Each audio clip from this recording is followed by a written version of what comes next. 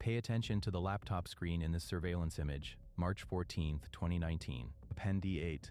Two-story colonial house at 2847 Maple Ridge Drive, Westfield, Massachusetts. The street is quiet. Porch lights glow yellow against the late winter darkness. Inside the home office on the second floor, a Dell laptop sits open on a mahogany desk. The screen casts blue light across an empty chair. The cursor blinks in the Google search bar. Rain taps against the window. The house appears unremarkable from the outside. Well-maintained lawn, trimmed hedges, a silver Acura sedan in the driveway next to a white Honda CR-V. Within 36 hours, Massachusetts State Police would discover what was typed into that search bar. The woman who lived in that house had been researching how to dispose of human remains. And the woman who lived in that house would be declared missing, her disappearance reported by the very person who made those searches. This was not a case of a missing person who wandered away. It was a calculated attempt at making someone disappear forever. March 15, 2019. A.M. Emma Hartley did not show up for her 8 a.m. Shifeet at Westfield Family Medicine, where she worked as a physician's assistant. This was unusual. Emma Hartley was punctual. She had worked at the practice for 6 years without a single unexplained absence. Her supervisor, Dr. Patricia Chen, called Emma's cell phone twice. No answer. By 9 a.m., Dr. Chen called Emma's emergency contact, her husband Michael Hartley. Michael Hartley answered on the second ring. He sounded surprised. He said Emma had left the house around 7:15 a.m., as usual. He assumed she was at work. Dr. Chen explained that Emma never arrived. Michael said he would check on her immediately and hung up. At 9:47 a.m., Michael Hartley called 911. The call was brief. His voice was steady. He reported that his wife had not arrived at work and was not answering her phone. He said her car was gone from their driveway. He said he was worried something had happened during her commute. The dispatcher asked if there had been any arguments or unusual behavior. Michael said no, everything had been normal that morning. The dispatcher told him to file a missing person report at the Westfield Police Department. Michael Hartley arrived at the station at 10:32 a.m. He filed the report with Officer David Russo. Michael provided a physical description of his wife, Emma Hartley, 33 years old, 5'6", 128 pounds, brown hair worn in a ponytail, brown eyes, last seen wearing navy blue scrubs, and white sneakers. He said she drove a white 2017 Honda CR-V. He provided the license plate number. He said she had no history of disappearing. He said they had been married for 8 years. He said the relationship was solid. He said he had no idea where she could be. Officer Russo asked if he could examine Emma's phone records and financial accounts. Michael consented immediately. He signed the authorization forms without hesitation. Officer Russo assumed this was a routine missing person case, likely a car accident or a sudden medical emergency. Officer Russo was wrong. By 2 p.m. on March 15th, Emma's Honda CR-V had been located. A patrol officer found it in the parking lot of a stop-and-shop grocery store 4.2 miles from the Hartley residence. The vehicle was locked. There was no visible damage, no signs of struggle. Emma's purse was inside, resting on the passenger seat. Her wallet contained her driver's license, 2 credit cards, and $43 in cash. Her phone was not in the vehicle. Detective Laura Brennan was assigned to the case at 3:15 p.m. Detective Laura Brennan, 41 years old, 17 years with the Massachusetts State Police. She specialized in missing persons cases involving domestic circumstances. She had a reputation for methodical investigation and an instinct for when families were not telling the full story.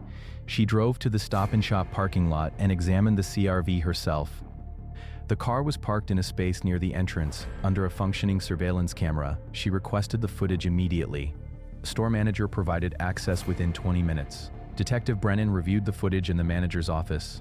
She watched the time-stamped recording from 7 a.m. to 9 a.m. on March 15th. The CR-V never appeared. The vehicle was not driven into the parking lot that morning. It had been there overnight, possibly longer. She scrolled backward through the footage. At 11:52 p.m. on March 14th, a white Honda CR-V matching Emma's vehicle pulled into the lot. The driver exited. Male. Average height, wearing a dark hoodie, jeans, and gloves. The hood obscured his face. He locked the car, placed something in his jacket pocket, and walked toward the road. He did not enter the store. A camera lost sight of him as he moved beyond the lot's perimeter. Detective Brennan froze the frame. Between She zoomed in on the figure's gait, his build, his clothing. She noted the timestamp, 11:52 p.m., more than 7 hours before Emma's Scheifeet was supposed to start. She called the Westfield Police Department and requested an immediate interview with Michael Hartley. Michael Hartley arrived at the Massachusetts State Police Barracks at 5:40 p.m. on March 15th. He was escorted into interview room 2 - a windowless fluorescent lit space with a metal table bolted to the floor. Detective Brennan sat across from him. She introduced herself. She thanked him for coming in. She said she wanted to clarify a few details about Emma's movements. Michael nodded. He leaned forward slightly, hands folded on the table. He maintained eye contact. He appeared cooperative. Detective Brennan asked when he had last seen Emma. This morning, Michael said, around 7:10 p.m. Shh. He was getting ready for work. I was still in bed. Did you speak to her? Briefly. She said she'd be home by 6. Did she seem upset or distressed? No, she seemed normal. Detective Brennan paused. She opened a manila folder and slid a printed image across the table, a still frame from the Stop and Shop surveillance footage showing the hooded figure exiting Emma's CRV at 11:52 p.m. on March 14th. Do you recognize this person? Detective Brennan asked. Michael stared at the image. His expression did not change. He shook his head slowly. No, he said. Who is it? That's your wife's car, Detective Brennan said. Parked at the Stop and Shop last night, almost 8 hours before she was supposed to leave for work. Michael's face remained neutral. He looked back at the image. He said nothing. Detective Brennan leaned forward. Emma's car was already at the Stop and Shop when you said she left for work this morning, which means she didn't drive there this morning. Someone else did. Last night. Michael exhaled slowly. He looked down at his hands. I don't know what to tell you, he said quietly. I don't know who that is. Detective Brennan asked if she could examine Michael's phone and digital devices. Michael hesitated for the first time. He said he wanted to speak to a lawyer. Detective Brennan ended the interview at 6:02 p.m. She immediately applied for a search warrant for the Hartley residence, Michael Hartley's electronic devices, and his phone records. The search warrant was executed at 9:30 a.m. on March 16, 2019. Detective Brennan led a team of 6 investigators into the Hartley home. They wore gloves and booties. They carried evidence bags, cameras, and portable forensic equipment. Michael Hartley stood on the front lawn, arms crossed, flanked by his attorney. He watched silently as officers moved through his house. The living room appeared undisturbed. Furniture was neatly arranged. Family photos lined the mantel. Michael and Emma on their wedding day. Emma laughing on a beach, the couple hiking in the White Mountains. Dishes were stacked in the drying rack. Parasite. The master bedroom showed no signs of struggle. Bed was made. Emma's clothing hung neatly in the closet. Her toothbrush was in the bathroom. A forensic technician sprayed luminol in the master bedroom, bathroom, and garage. No blood spatter. No indication of violence. Detective Brennan focused on Michael's home office. The office was small, 10 feet by 12 feet. A desk sat against the far wall beneath a window overlooking the backyard. The Dell laptop was still there, closed. Detective Brennan photographed its position. She bagged it as evidence. She also seized Michael's iPhone, an iPad, and an external hard drive found in the desk drawer. The devices were transported to the Massachusetts State Police Digital Forensics Unit in Framingham. Senior forensic analyst Robert Kim was assigned to the case. Robert Kim, 38 years old, 12 years of experience in digital forensics. He had testified in over 40 criminal trials. He specialized in recovering deleted data and analyzing search histories. Kim began with Michael Hartley's laptop. He bypassed the password using a forensic imaging tool. Web browser profile. Kim opened the web browser history. He sorted the entries by date and time. On March 14, 2019, between 11:47 p.m. and 12:34 a.m., the following searches were logged. How to dispose of a body. How long does it take for a body to decompose? Best places to hide a body to decompose. Best places to hide a body in Massachusetts. How to delete phone records permanently. Life insurance payout if feeder disappearance. How long before missing person declared dead? Kim printed the search history. He flagged each entry with a timestamp. Found that the searches occurred in sequence, suggesting deliberate research rather than random browsing. He noted that the final search, regarding legal death declarations, occurred at 12:34 a.m., approximately 78 minutes before the CRV was abandoned at the Stop and Shop. Kim moved to the deleted files folder. Using recovery software, he restored 14 deleted images. The images were screenshots of articles "How long before a missing person is presumed dead in Massachusetts," claiming life insurance after a spouse disappears, and legal steps for declaring someone deceased. Kim called Detective Brennan at 4:17 p.m. on March 16th. "You need to see this," he said. Detective Brennan arrived at the forensics lab at 5:45 p.m. Kim handed her a printed report, 8 pages of time-stamped search queries, recovered files, and screenshot annotations. She read it in silence. Her jaw tightened. "This is premeditation," she said. Kim nodded. He researched disposal methods 9 hours before she was reported missing. He researched how to cover his tracks. He researched financial benefits. Detective Brennan flipped to the final page. One more detail caught her attention. March 13th, 2019, 2 days before Emma disappeared, Michael Hartley had searched how much fentanyl to cause overdose. He was planning this, Brennan said quietly. She requested an expanded search of the Hartley property. She wanted cadaver dogs. She wanted ground-penetrating radar. She wanted a full forensic team to re-examine every inch of the house and yard. March 17th, 2019. 8 a.m. 2 cadaver dogs were brought to the Hartley residence, a German Shepherd named Voller and a Labrador Retriever named Scout. Both dogs were certified in human remains detection. They had decades of combined field experience. The handlers began in the backyard. A desktop, radiating in the expansion of the yard dialogue by sub-right O. A wooden fence enclosed the perimeter. A patio extended from the back door. Grass covered most of the space. A garden bed ran along the fence line on the eastern side. Valor alerted near the garden bed at 8:47 a.m. He sat abruptly, ears forward, staring at a patch of soil near a row of hydrangea bushes. Scout confirmed the alert 90 seconds later. Both dogs indicated the same area, a 3-foot by 4-foot section of disturbed earth. Detective Brennan called for excavation equipment. A forensic team began digging at 10:15 a.m. They removed soil carefully, sieve-feeding each shovelful through mesh screens. At a department of 18 inches, they found nothing. 10. At 24 inches, one of the technicians stopped. His shovel had struck something solid. He knelt. He brushed soil away with gloved hands. A shape emerged, curved, pale, partially wrapped in black plastic. Detective Brennan stepped closer. The technician continued brushing. More plastic, more pale surface beneath. It was a human torso. The excavation continued. Over the next 2 hours, the team unearthed human remains wrapped in black contractor-grade trash bags and secured with duct tape. The remains were incomplete. No head. No hands, no feet. The torso, arms, and legs had been severed at the joints. The remains were transported to the office of the chief medical examiner in Boston. Dr. Samuel Okonkwo performed the autopsy on March 18, 2019. And Samuel Okonkwo, 52 years old, chief medical examiner for the Commonwealth of Massachusetts, 23 years of experience in forensic pathology. 10'10", Rapsophaly preaperis, C female, consistent with Emma Hartley's height and build.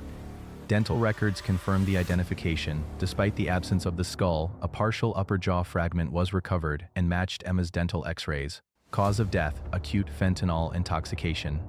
Toxicology results showed fentanyl concentrations consistent with a lethal overdose. 34 nanograms per milliliter in blood residue extracted from Sophie tissue. Manner of death, homicide.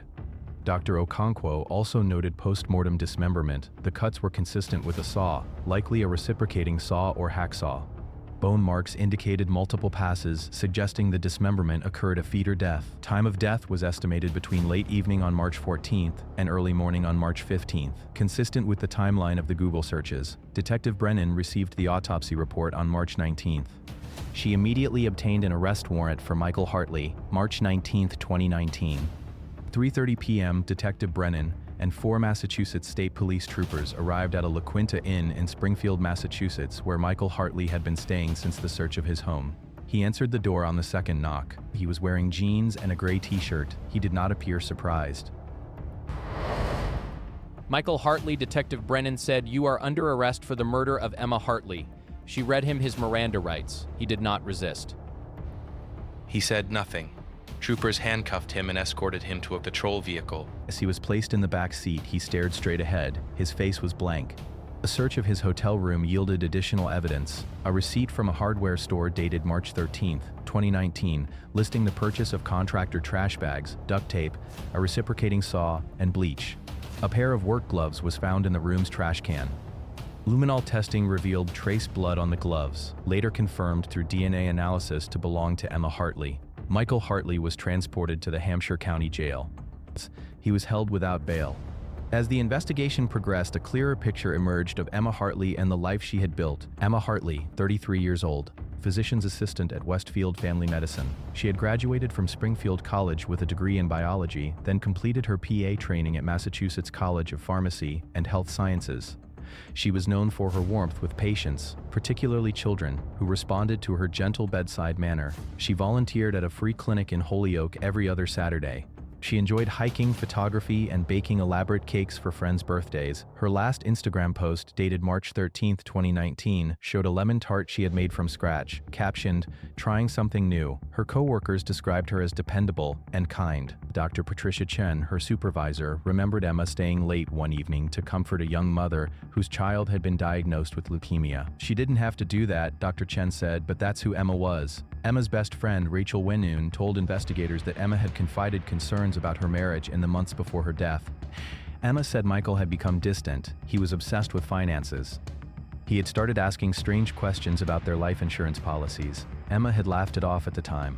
Rachel remembered Emma's last text to her, sent on March 14th at 9:47 p.m., "Trying a new recipe tonight. Wish me luck."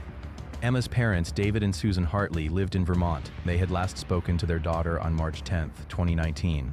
Emma had called to wish her father a happy birthday. She sounded happy, they said. She mentioned planning a trip to visit them in April. She said she loved them. That was the last time they heard her voice. Emma had no criminal record. She had no history of drug use.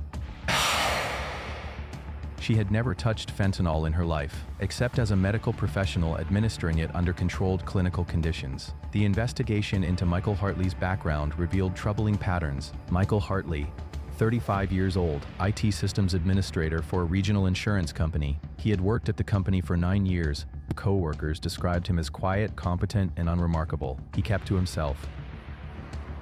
He rarely socialized. No one at the office knew much about his personal life. A forensic accountant reviewed Michael and Emma's financial records. The couple had joint checking and savings accounts. Emma earned $78,000 annually. Michael earned $65,000. Their combined income was comfortable but not extravagant. They had a mortgage on the Maple Ridge Drive house, $187,000 remaining on a 30-year loan. They had no children, no significant debts. But Michael had secrets. In January 2019, Michael had opened a separate bank account in his name only. He transferred $12,000 from the joint savings account into this new account, a transfer Emma never authorized and likely never noticed. In February 2019, he increased Emma's life insurance policy from $200,000 to $500,000 through her employer's benefits portal. He forged her electronic signature on the authorization form. Michael was the sole beneficiary. In the weeks before Emma's death, Michael's search history revealed additional concerning queries: average life insurance payout time, how to act grieving spouse, signs of fake crying, alibi building. He had also visited online forums discussing unsolved murder cases and how perpetrators were eventually caught. He had bookmarked articles about forensic techniques, DNA evidence, and criminal investigation procedures. This was not a crime of passion. This was premeditated murder. The case expanded further when forensic analysts examined Michael's cell phone records. On the evening of March 14th, Michael's phone pinged cell towers near the Hartley residence until 11:38 p.m. At 11:41 p.m., his phone pinged a tower near the Stop and Shop, consistent with him driving Emma's CR-V to the parking lot. At 12:03 a.m. on March 15th, his phone pinged a tower near the Hartley residence again. He had returned home, but there was something else. Text messages recovered from Michael's phone revealed a pattern of communication with a woman named Jessica Moreno. The texts began in November 2018. They escalated in January 2019. By February, the messages were explicitly romantic. Jessica Moreno, 29 years old, marketing coordinator at the same insurance company where Michael worked. She and Michael had been having an affair for 4 months. Detective Brennan interviewed Jessica on March 21, 2019. Jessica appeared shaken. She sat in the interview room with her hands folded tightly in her lap. She confirmed the relationship. She said Michael had told her his marriage was over. He said he and Emma were getting a divorce. He said Emma was unreasonable and controlling. He said he wanted to start a new life. Jessica said Michael had told her on March 16th, the day after Emma was reported missing, that Emma had Lee feed him. He said she had disappeared without warning. He seemed distressed, Jessica said. She believed him. Did he ever mention harming Emma? Detective Brennan asked. Jessica shook her head quickly. No, she said. Never. He said she was leaving. I thought it was a separation. Detective Brennan showed Jessica a series of text messages Michael had sent her on March 15th. A feeder he had reported Emma missing. 10:14 a.m. Emma's gone. I don't know where she is. 12:47 p.m. Police found her car. I'm scared. 6:33 p.m. I just want this to be over. Jessica stared at the messages. Her hands began to shake. He knew, she whispered. He knew the whole time. Michael Hartley's trial began on October 7, 2019, in Hampshire County Superior Court. The courtroom was packed. Journalists filled the back rows. Emma's parents sat in the front row behind the prosecution table. David Hartley's face was drawn. Susan Hartley held a framed photograph of Emma, her daughter smiling in a sunlit field, holding a bouquet of wildflowers. The prosecution was led by Assistant District Attorney Karen Delgado, W. 47 years old, 20 years of trial experience. She had prosecuted over 60 homicide cases. The defense was led by attorney Raymond Cross, 52 years old, a well-known criminal defense attorney with a reputation for aggressive cross-examination. ADA Delgado opened with a methodical presentation of the evidence. She displayed the Google search history on a large screen for the jury to see. She walked them through each search, each timestamp, each calculated step Michael had taken. Ladies and gentlemen, Delgado said, this case is about premeditation. It is about a man who researched how to kill his wife, how to hide her body, and how to profit from her death. And then he did it. 2. She presented the surveillance footage from the Stop and Shop. She presented the forensic evidence from the backyard excavation. She presented the autopsy report detailing fentanyl toxicity and post-mortem dismemberment. She presented the financial records showing the life insurance increase and the secret bank account. The defense argued that the evidence was circumstantial. Attorney Cross suggested that Emma could have been killed by someone else, a random attacker, a stranger, charged that the Google searches could have been made by anyone with access to the laptop. He argued that Michael's emotional detachment was a trauma response, not evidence of guilt. The jury did not appear convinced. On October 14, 2019, the prosecution called its most devastating witness, Dr. Patricia Chen. Dr. Chen entered the courtroom wearing a black suit. She walked slowly to the witness stand. She was sworn in. ADA Delgado asked her to describe Emma Hartley. Dr. Chen's voice was steady, but her eyes were red. Emma was the kind of person who made everyone feel seen, Dr. Chen said. She remembered patients' names. She remembered their kids' names. She cared deeply about people.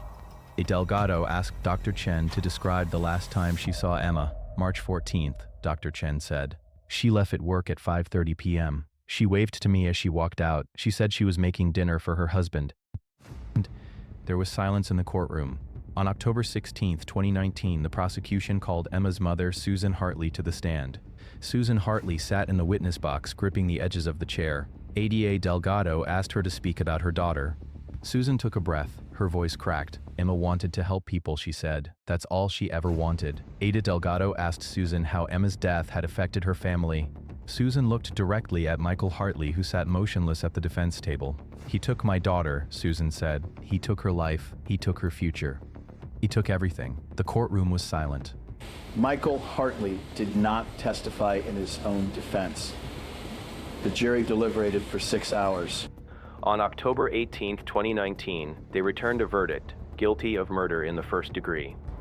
Michael Hartley was sentenced to life in prison without the possibility of parole. Emma Hartley's remains were cremated. Her ashes were scattered in the White Mountains, where she had hiked with her parents as a child. A memorial service was held at the Westfield Congregational Church on November 3, 2019. Over 200 people attended. Colleagues, patients, friends, and family members shared memories of Emma, her kindness, her humor, her dedication to others. Dr. Patricia Chen established the Emma Hartley Memorial Fund to provide scholarships for students pursuing careers in healthcare. The fund has supported 14 students to date. Emma's parents, David and Susan, relocated to a smaller home in Brattleboro, Vermont. They visit Emma's memorial plaque at the church every month. Susan still carries the framed photograph of her daughter, the one she held throughout the trial. Jessica Moreno left Massachusetts in December 2019. She moved to Oregon and changed her career. She has declined all interview requests. The house at 2847 Maple Ridge Drive was sold in January 2020. The new owners were unaware of its history until a feeder closing. They have since installed security cameras and motion-activated lights. The garden bed where Emma's remains were found has been filled in and covered with decorative stone. Neighbors say they sometimes see the lights on late at night. In March 2021, the Massachusetts state legislature passed a bill requiring life insurance companies to notify policyholders directly of any changes to their coverage, including beneficiary updates and policy increases. The bill is informally known as Emma's Law. It requires written confirmation from the insured party for any modifications exceeding $100,000 in benefit adjustments.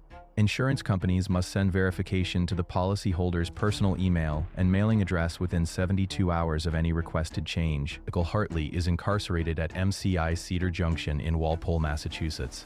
He has filed 2 appeals. Both have been denied. He receives no visitors.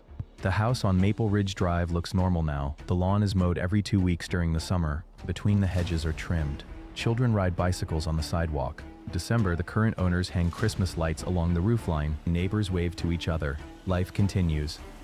But in the evidence locker at the Massachusetts State Police Barracks in Framingham, a Dell laptop remains sealed in a plastic bag. The search history is still there. The timestamps are still there. The questions Michael Hartley typed into Google at 11:47 p.m. on March 14, 2019, are preserved forever. He thought he could make her disappear. He was wrong.